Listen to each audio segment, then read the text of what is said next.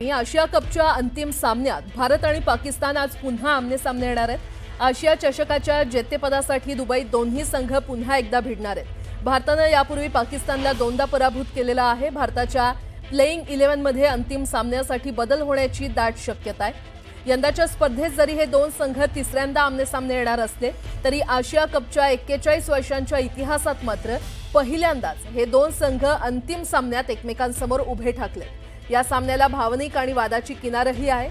पहलगाम दहशतवादी हल्ल्यानंतर दोन्ही देशातील बिघडलेल्या संबंधांमुळे या स्पर्धेतील या दोन संघांच्या सामन्याला विरोध झाला होता। तसंच आतापर्यंत आशिया कप 2025 मध्ये झालेल्या दोन्ही संघांच्या सामन्यांमध्ये काही वादही झाले।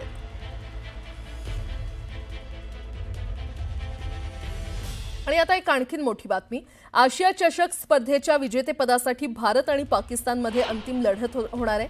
पहलगाममध्ये निष्पाप पर्यटकांवर झालेल्या दहशतवादी हल्ल्याच्या निषेधार्थ या सामन्याला उद्धव ठाकरेंच्या शिवसेनेने विरोध केलाय।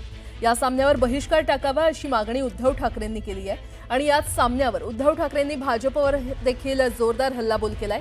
याच सामन्यावरून उद्धव ठाकरेंनी भाजपवर जोरदार हल्लाबोल केलेला आहे।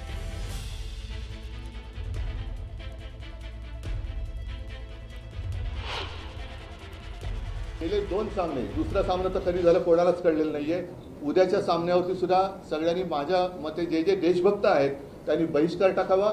त्याचप्रमाणे जे प्रायोजक आहेत, जाहिरातदार आहेत, त्यांना सुद्धा सांगतो की अरे तुम्ही सुद्धा तुमच्यातली देशभक्ती जरा दाखवा।